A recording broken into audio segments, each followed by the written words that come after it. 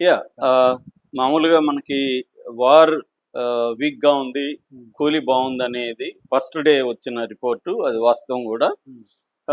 అయితే నిన్న నిన్న ట్రెండ్ చూస్తే వార్ కొంత పుంజుకున్నట్టుగా కనబడుతుంది. కూలీకి కంటే గూడా వార్ కొంత ఎక్కువ కలెక్షన్‌లు ఇండియా వైస్ నేను చెప్తున్నది.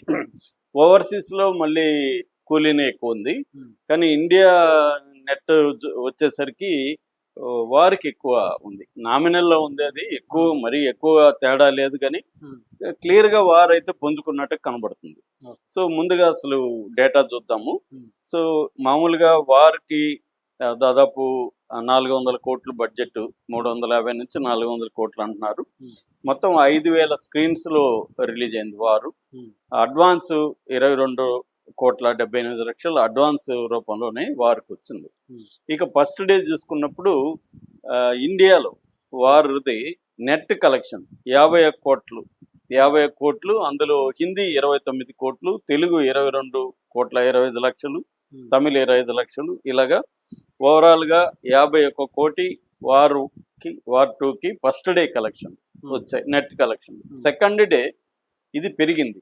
హ్మ్. ఎందుకంటే ఫ్రైడే అవును. హాలిడే కావడం. హ్మ్.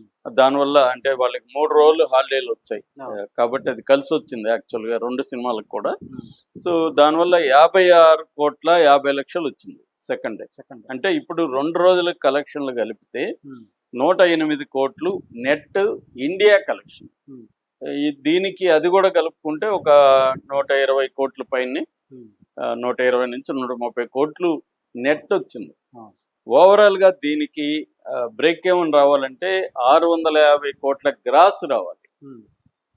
సో, నెట్ ఎంతొచ్చిందంటే ఇప్పటికి 200,00,00,000 గ్రాస్ దాటినట్టుగా మనకు అర్థమవుతుంది. హ్మ్. సో, ఓవరాల్‌గా ఇది సేఫ్‌కెళ్ళే అవకాశం ఉంది. ఈరోజు, రేపు గాని చూసుకుంటే ఈరోజు ఒక 50, రేపు ఒక 50 నెట్ గాని చేయగలిగితే హ్మ్. ఇదొక 100,00,00,000 వస్తది. హ్మ్.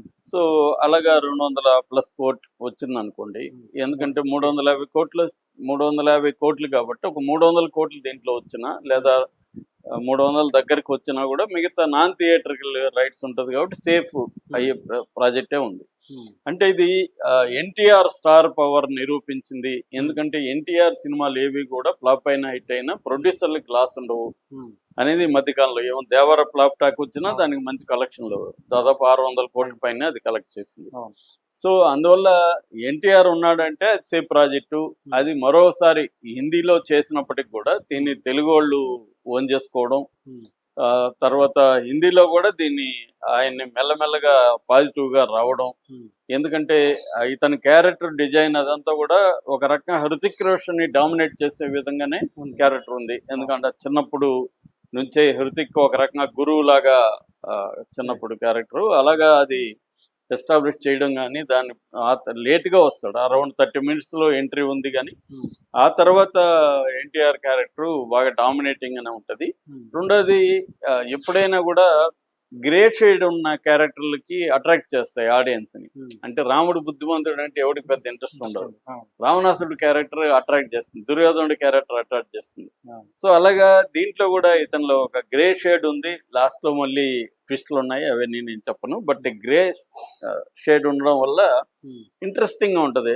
అతని కంటే గూడా. హ్మ్. అతని క్యారెక్టరైజేషన్‌లో పెద్ద సర్ప్రైజ్ గాని ఏమీ లేదు. హ్మ్. 'హృతిక్ రోషన్‌లో.' ఎన్టీఆర్ క్యారెక్టరైజేషన్‌లో అది ఉంది. దాన్ని చాలా బాగా చేశాడు గూడా. హ్మ్. సో, అందువల్ల కూడా అది మెల్లమెల్లగా పికప్ అవ్వడం అనేది హ్మ్. మొదలైంది. నిన్న మనకి ఆక్యుపెన్సీ రేట్ చూస్తే హిందీలో 51% ఉంటే తెలుగులో 68% ఉంది. యాహ్! కాకపోతే హిందీలో ఎక్కువ కలెక్షన్‌లు రావడానికి కారణం అక్కడ థియేటర్‌లు ఎక్కువున్నాయి. హ్మ్. కాబట్టి నేచురల్‌గా అక్కడ కలెక్షన్ ఎక్కువొచ్చింది. తమిళ్‌లో గూడా 54.8% హ్మ్. అంటే 55% ఏసుకోవచ్చు. అలాగా ఓవరాల్‌గా ఒక అరౌండ్ 60% వేసుకోవచ్చు దేశంలో హ్మ్. వారికి. 60% సెకండ్ డే ఉండడం అనేది సూపర్. రీజనబుల్లీ హ్మ్. గుడ్ అనమాట. హ్మ్. అంటే ఫ్లాప్ సినిమా అయితే కాదు. హ్మ్.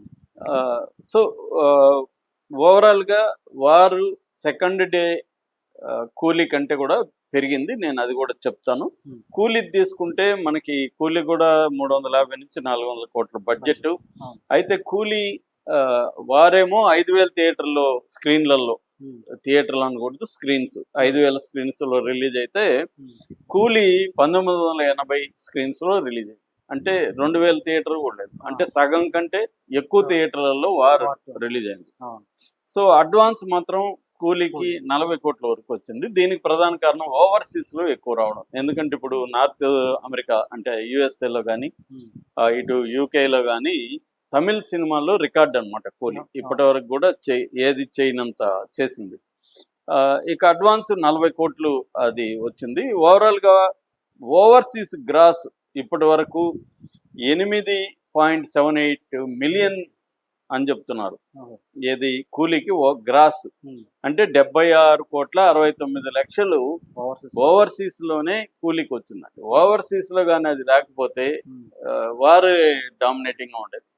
కానీ ఓవర్సీస్ లో అది డామినేట్ చేయడం వల్ల వారికి ఓవర్సీస్ లో అంత రాకపోవడం వల్ల ఇండియాలో వీక్ అయిన కూలీ అది సేవ్ చేసింది ఓవర్సీస్ అని.